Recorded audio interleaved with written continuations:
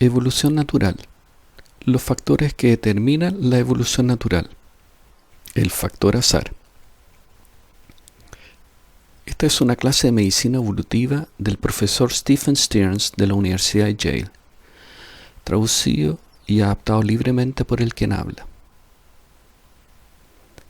¿Por qué una mutación puede ser totalmente neutra para efectos de la evolución? ¿Cuáles son las condiciones en que la selección natural no opera a pesar de que exista una mutación? Hay dos tipos de razones. Primero, porque muchos genotipos producen el mismo fenotipo. Y dos, porque muchos fenotipos tienen el mismo éxito reproductivo. Desglosemos el primer grupo. Muchos genotipos producen el menos fenotipo. ¿Por qué? Porque el código genético es redundante, porque algunos genes no se expresan, porque algunas sustituciones genéticas no producen cambio en tamaño o carga de la proteína. Por ejemplo, la leucina está especificada por 6 tripletes distintas de bases diferentes del RNA mensajero. De manera que si hay un cambio en las tripletas, no hay efecto en la proteína. Y finalmente porque existe canalización del desarrollo. Desglosemos el segundo grupo. Muchos fenotipos tienen el mismo éxito reproductivo o fitness. ¿Por qué? Porque un cambio en particular del rasgo varía muy marginalmente el fitness y no tiene impacto. O porque un cambio en un rasgo es compensado en su fitness por un cambio en otros rasgos. Veamos estos en más detalles. Porque el código genético es redundante. Aquí vemos una tabla en que hay 64 tripletas que especifican solamente 23 aminoácidos distintos. Ustedes ven, hay muchas formas de codificar leucina, prolina y glicina. Porque la mutación ocurre en un pseudogen o en un ADN no transcrito. Los pseudogenes son genes que ya no se expresan. Son el resultado de una duplicación genética con posterior pérdida de la función de una de las copias. Esa copia no expresada, pseudogen, acumula mutaciones por azar y diverge genéticamente. Este es un concepto tremendamente importante. La gracia que tiene un gen que no se expresa es que puede acumular a través del tiempo las mutaciones. Y ese detalle permite hacer lo siguiente. Contando las mutaciones, uno sabe el tiempo transcurrido para ese gen. Se va a ver más adelante. Es el origen del reloj biológico. Sigamos. También hay otros tipos de DNA que tampoco se transcriben ni se traducen y también pueden acumular mutación al azar. Aquí un ejemplo de evolución de un pseudogen. La secuencia de ADN es parte de un gen para un receptor olfatorio. El gen es funcional en los chimpancés, pero no se expresa en los seres humanos. Otro ejemplo. La evolución de los genes de la alfa-globina en la evolución de los vertebrados. En estas se observan muchas sustituciones de aminoácidos que han sido neutras para la eficacia de la alfa-globina. Y lo interesante es que estas acumulaciones de mutaciones se van incrementando a medida que pasa el tiempo y la función es lineal. Es decir, la tasa de sustitución de aminoácidos es uniforme y confirma que sea al azar. Este es el origen del reloj biológico. La mutación puede ser evolutivamente neutra porque existe una canalización del desarrollo. Canalización es la limitación de la variación fenotípica realizada por mecanismos que son responsables del desarrollo. Control interno del desarrollo. Los mecanismos de canalización del desarrollo resisten la variación del fenotipo provocada por factores genéticos o medioambientales. Los genes que, por mecanismos de canalización, ven reducida o eliminada su capacidad de modificar el fenotipo, ven aumentada la posibilidad de acumular mutaciones al azar con respecto a los genes que expresan directamente. Ejemplo de rasgos de canalización para los tetrápodos: 4 extremidades, 2 ojos, 1 boca, 5 dedos. La variación genética puede modificarlas en muchos de sus rasgos, color de los ojos, pero no en su número. La siguiente razón para que una mutación sea evolutivamente neutra: porque una variación en un rasgo que tiene ganancia en el fitness es compensado con la variación en otro rasgo que tiene una pérdida al fitness.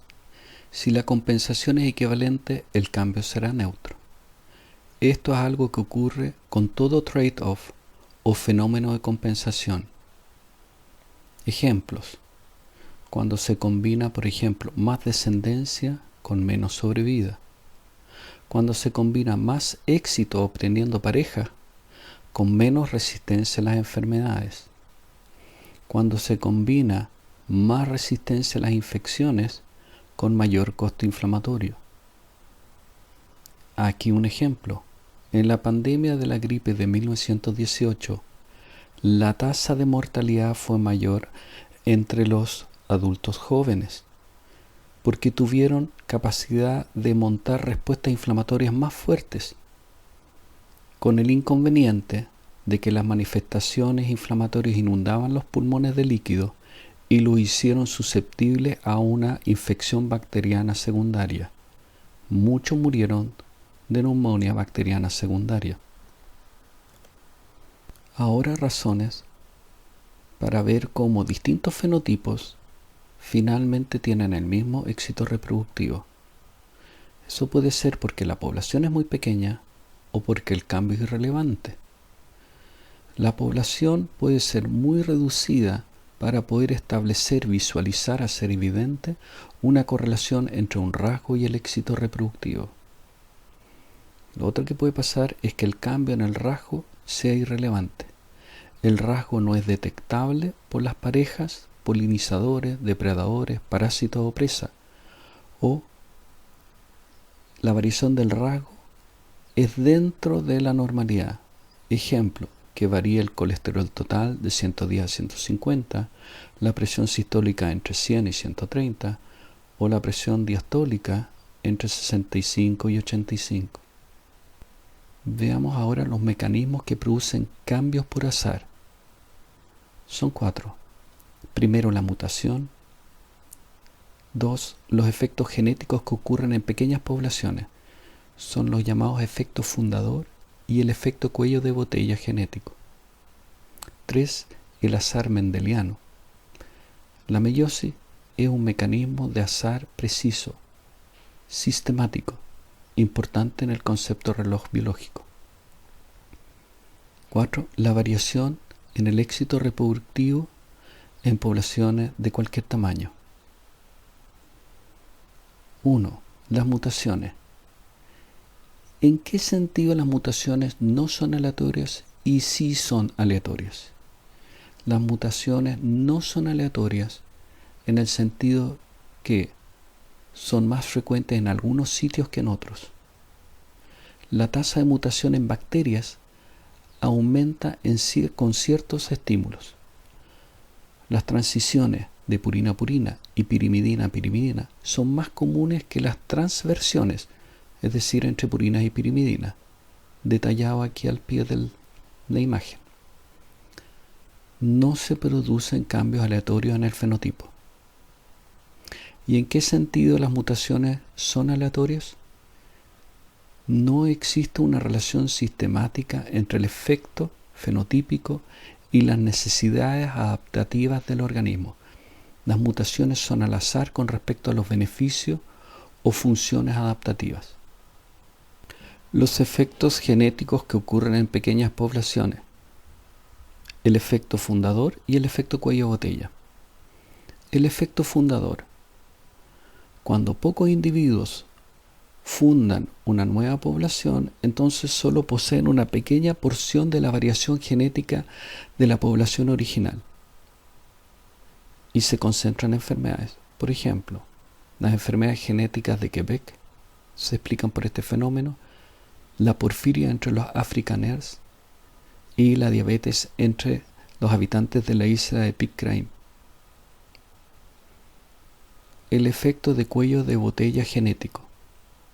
Cuando una población se reduce a un tamaño muy pequeño, los pocos individuos que sobreviven con pocos alelos, es decir, su genética se homogeniza. La homogenosis en los guepardos se ve confirmada con la facilidad de poder trasplantarles recíprocamente la piel. No tienen rechazo. La correlación entre el rasgo y el éxito reproductivo es real, pero puede verse erosionada su demostración por el error de muestreo propio de las poblaciones pequeñas. 3. El azar mendeliano. La meiosis es un mecanismo de azar preciso y sistemático. Así lo dice la ley de Mendel. Si hay dos alelos en un locus, la probabilidad de que uno de ellos será parte de un gameto es de un 50%. El número medio de gametos haploides heredado por los padres en una especie de hiploides 2, uno de cada padre. Dado que en promedio las parejas tienen 2 hijos, hay solo 2 posibilidades, 2 oportunidades para cada gameto. Es decir, a nivel global, los individuos, sus gametos, solo se reemplazan. 4. El factor del tamaño de la población. Los cambios de rasgos o genes ocurren en familias al azar. Por lo tanto, la presencia de ese rasgo varía según el tamaño de esa familia. En el caso de una variación aleatoria y el éxito reproductivo, si un alelo existe por azar en una familia con un número mayor o menor de niños, entonces la presencia del alelo aumenta o disminuye su frecuencia por ese mismo azar. En tal caso, la correlación del rasgo con el éxito reproductivo es 0. La teoría que describe la interrelación de la frecuencia de la mutación, según si las mutaciones son benéficas o no, la velocidad en que ocurre esta fijación, que varía según los tamaños de la población, esa teoría se llama teoría neutral de la evolución molecular. Esta fue descrita el año 64 por Kimura y postula que las mayorías de las mutaciones son neutras, por lo que perduran en el genoma, y el modo en que eso ocurre es lo que ha llamado deriva genética. Veamos esto con algún detalle.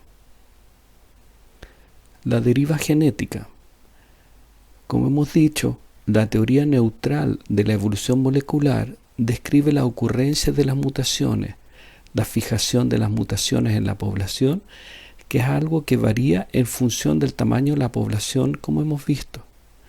El resultado es el concepto de la deriva genética.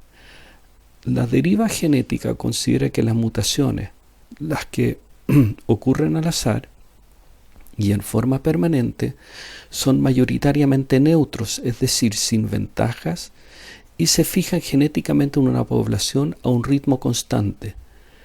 De modo que, contabilizando las mutaciones, se sabe el tiempo transcurrido para ese genoma.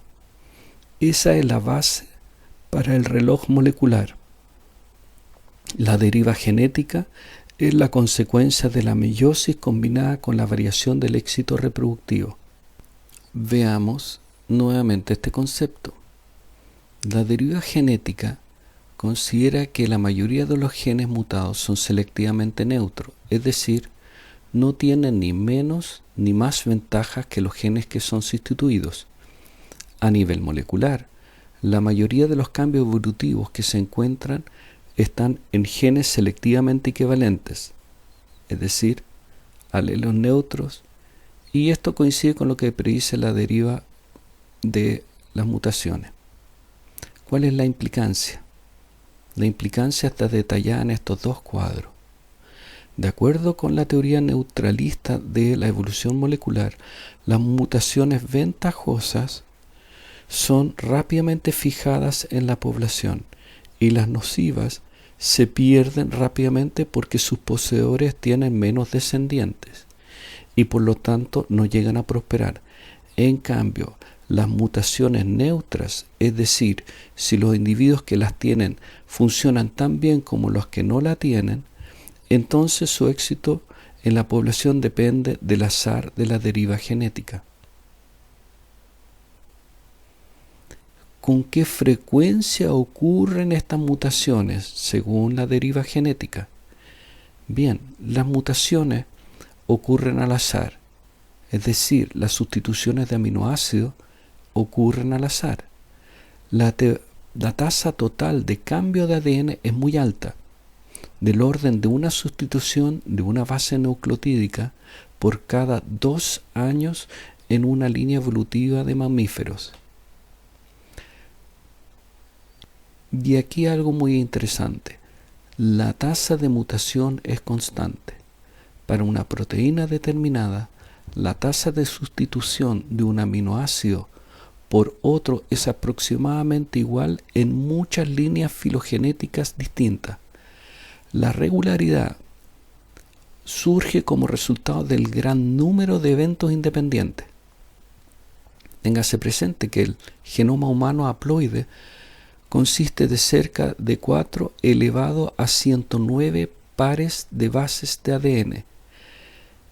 En el caso del decaimiento del átomo de uranio, con el cual se conceptualiza el reloj atómico, un mol de uranio contiene 6 elevado a 1023 átomos. Esta es la base del reloj molecular.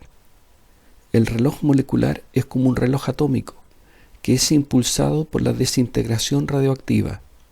Aunque no sepamos exactamente cuál átomo decaerá, sí sabemos cuántos átomos decaerán en un tiempo determinado.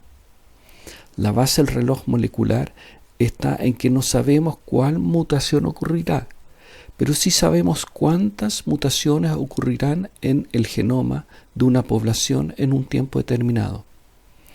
Todo se basa en cuantificar las mutaciones que ocurrieron en los alelos en una población y sabremos el tiempo transcurrido desde la existencia de este genoma.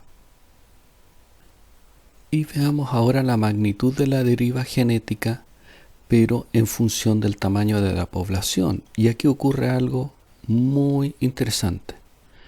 Veamos cuál es la probabilidad de que un gen con cierta ventaja se fije en una población. La deriva genética es consecuencia de la meiosis combinada con la variación del éxito reproductivo. Ella fija alelos neutros. Lo hace más rápidamente en poblaciones pequeñas que en poblaciones de mayor tamaño. Pero esta fijación ocurre en todas las poblaciones de todos los tamaños. El efecto del tamaño en la población en el número de nuevas mutaciones, entre más grande es una población, hay un mayor número de mutaciones, y esta es la parte interesante, es compensado en forma exacta por el menor ritmo de fijación. Se fijan más lentamente las mutaciones neutras en grandes poblaciones que en las pequeñas poblaciones. Lo interesante es que si bien los tamaños de las poblaciones fluctuaron, las sustituciones son regulares, ocurren en el mismo número en ambas tamaños de población. Es decir, es constante. He aquí un ejemplo. Aquí están las muestras del virus de la influenza recolectados en distintas décadas. Y como se puede ver, el número de sustituciones fue aumentando linealmente en función del tiempo. Y este es el principio del reloj molecular. Y ahora el resumen. Como hemos visto por varias razones, una variación en el ADN y una variación en el rasgo pueden ser selectivamente neutras, es decir, no cambia el éxito reproductivo. La meiosis es como una moneda al aire. La probabilidad de entrar en un gameto es del 50%. La fijación de alelos neutros es como la desintegración radioactiva. En ninguno de los casos conocemos con precisión si la mutación se fijará o si un átomo decaerá, pero debido a que hay muchos de estos eventos, podemos saber cuántos eventos sucederán en promedio en una unidad de tiempo. La deriva genética fija alelos neutros en un régimen regular, independientemente del tamaño de la población. La regularidad de la fijación de los alelos neutros nos permite estimar el tiempo transcurrido de divergencia desde el último antepasado común mediante la comparación de secuencias de ADN. Esta es una clase de Stephen Stearns de la Universidad Yale que ha sido traducida y adaptada por el quien habla.